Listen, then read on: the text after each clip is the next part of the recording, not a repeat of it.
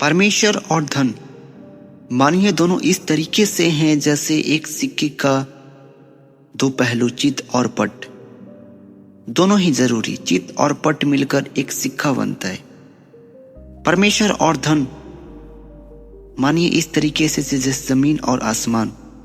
जमीन अपनी जगह, आसमान अपनी जगह, लेकिन दोनों एक नहीं हो सकते। जमीन और आसमान के बीच में हम लोग फंसे हुए हैं। जब हम परमेश्वर और धन के बारे में चर्चा करते हैं तो मैं आपसे पूछूंगा कि आप किसकी ओर जाएंगे, परमेश्वर की ओर या फिर धन की ओर? आप लोग हमेशा मन से बोलेंगे कि मैं परमेश्वर की ओर जाऊंगा, लेकिन जाते किधर है? सच्चाई क्या है? आप लोग जाते किधर है? धन की ओर। परमेश्वर में रहकर भी किधर जाते? धन की ओर।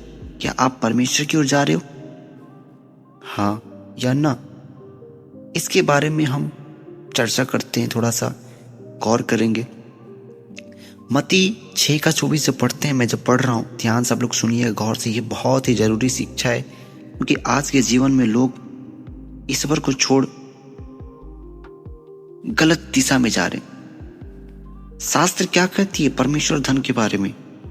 कोई मनुष्य दो स्वामियों की सेवा नहीं कर सकता, क्योंकि वह एक से बैर और दूसरे से प्रेम रखेगा, या एक से मिला रहेगा और दूसरे को तुच्छ जानेगा। तुम परमेश्वर और धन दोनों की सेवा नहीं कर सकते। इसलिए मैं तुमसे ही कहता हूं कि अपने प्राण के लिए चिंता न करना कि क्या हम खाएंगे और क्या पिएंगे। ये तो बहुत ही अद्भुत बात है, बहुत ही सुंदर, कि एक मनुष्य दो लोग को सेवा नहीं कर सकता, दो स्वामियों को सेवा नहीं कर सकता। दो स्वामी किन के बारे में बात कर रहा है? एक स्वामी तो परमेश्वर और दूसरा स्वामी जो संसारिकता धन है। हम दोनों को नहीं पा सकते। अगर हम एक को पाते तो एक को छोड़ना पड़ेगा, दूसरा को पाते तो पहला को छोड़ना पड़ेगा।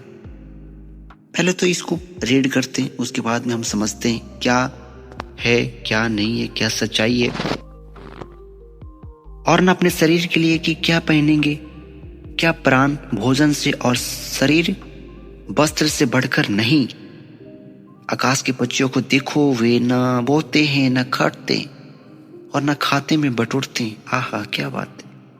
फिर भी तुम्हारा स्वर्गीय पिता जो उनको खिलाता है, क्या तुम उनसे अधिक मूल्य नहीं रखते? हाँ बिल्कुल रखते हैं। अब यहाँ पे 27 नंबर को हम गौर करेंगे, बहुत ही इंपॉर्टेंट ये जो है ना पॉइंट है। तुम में से कौन है जो चिंता करके अपनी आयु में एक घड़ी भी बढ़ा सकता है? अरे बाबा, ये तो बहुत ही अद्भुत बात है, बहुत ही सच्चाई वाली बात है कि हम सबका लाइफ फिक्स है। आप उसमें एक सेकंड भी नहीं बढ़ा सकते, एक सेकंड भी नहीं घटा सकते। जब आगे बढ़ते हैं, और वस्त्र के लिए क्यों चिंता करते हो? जंगली शोषणों पर ध्यान करो कि वे कैसे बढ़ते हैं। वे न तो परिश्रम करते हैं न काटते हैं। अभी मैं तुमसे कहता हूं कि तुम सुलेमान भी अपने सारे वैभव में उनमें से किसी के समान वस्त्र पहने हुए न था। इसलिए जब परमेश्वर मैदान की घास को जो आज है और कल भाड़ में झोंकी जाएगी, ऐसा वस्त्र पहनाता है? नहीं, ऐसा वस्त्र नहीं पहनाता। तो हे अल्पविश्वासियों, तुमको वह इनसे बढ़कर क्यों नहीं पहनाएगा? Question mark. इसलिए तुम चिंता करके यह न कहना कि हम क्या खाएंगे, क्या पहनेंगे, क्या पिएंगे, क्योंकि अनजातियां इन सब वस्तुओं की खोज में रहते हैं। पर तुम्हारा स्वर्गीय पिता तुम्हें इन सब वस्तुओं की आवश्यकता है, जानता है। इसलिए सबसे पहले तुम परमेश्वर के राज और उसके धर्म की खोज करो तो ये सब वस्तुएं भी मिल जाएगी। Point number 33। इसलिए पहले तुम परमेश्वर के राज और उसके धर्म की खोज करो तो ये सब वस्तुएं भी तुम्हें मिल जाएगी। अतः कल की चिंता ना करो, क्योंकि कल का दिन अपनी चिंता आप कर लेगा। आज के लिए आज का ही दुख बहुत ही अद्भुत बात है, बहुत ही उलझाने वाली बात है।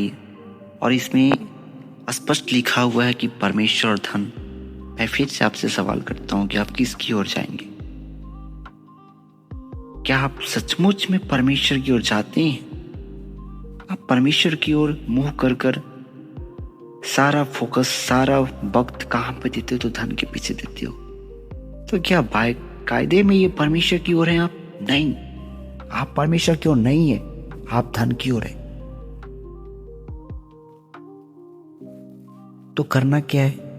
हम परमेश्वर की खोज में आगे बढ़ेंगे, उसकी सच्चाई, उसकी राज, उसकी धार्मिकता की खोज में बढ़ेंगे, उसके धर्म की खोज के बड़े में बढ़ेंगे। जैसे 33 में लिखा हुआ है, इसलिए पहले तुम परमेश्वर के राज और उसके धर्म की खोज करो, तो ये सब वस्तुएं भी तुम्हें मिल जाएगी। ये सब वस्तुएं तुम्हें भी मिल जाएगी। इस सब वस्तुएं के मतलब जो जरूरत है, भोजन, पानी, वस्त्र, आवास, ये सब चीज परमेश्वर देगा। जैसे इधर लिखा हुआ है कि तुम चिड़ियों को देखो, ना वो बोते हैं, ना काटते हैं, ना खाते में बटोरते हैं, लेकिन फिर भी वो हर दिन जीवित रहता है, हर दिन खा लेता है, हर दिन पी लेता है, उसका लाइफ आनंद में चल रहा है। तो उससे तो हम बढ़कर हैं, बहुत ही बढ़कर मूल्यवान है। तो परमेश्वर जब पंछी को खिला सकता है तो हम सबको क्यों नहीं? बस एक चीज करना है, पूरे मन से ईश्वर को आराधना करिए, पूरे मन से विश्वास करिए और परमेश्वर की ओर बढ़िए।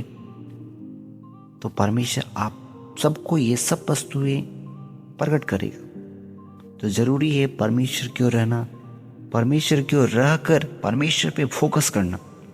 ये नहीं कि परमेश्वर में रहकर धन की ओर फोकस करना, नहीं, परमेश्वर की ओर रहकर परमेश्वर पे ही फोकस करना, परमेश्वर की बातें करना, परमेश्वर से बातें करना, परमेश्वर के कामों के लिए आगे रहना, लोगों को बताने के लिए, लोगों को सेवा करने के लिए।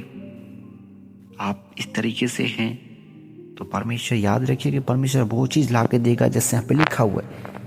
इसलिए पहले तुम परमेश्वर के राज और उसके धर्म की खोज करो, तो ये सब वस्तु में तुम्हें मिल जाएगी।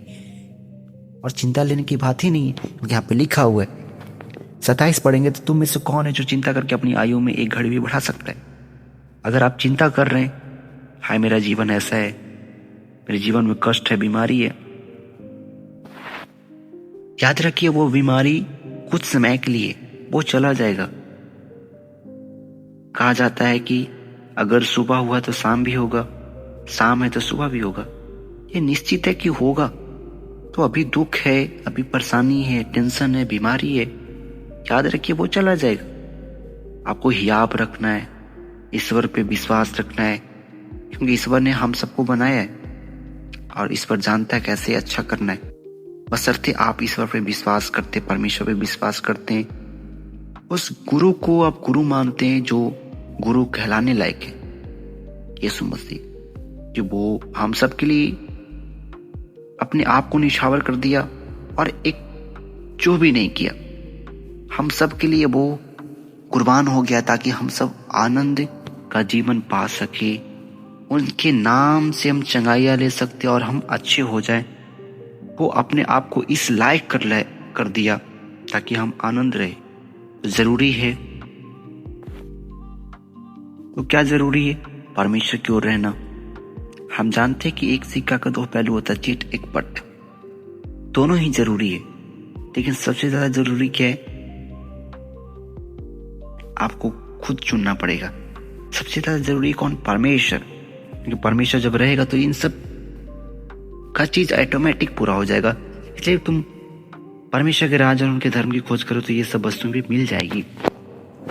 तो ये जब हम मत्ती 6 का 24 और 34 तक पढ़ते हैं तो इसमें स्पष्ट लिखा हुआ कि आप परमेश्वर की ओर मुंह को फेरो, परमेश्वर से स्नेह रखो, परमेश्वर से प्रेम करो, तो ये सब वस्तुएं जो लिखा हुआ है परमेश्वर क्या करेगा? देगा। तो चिंता करने की कोई बात नहीं।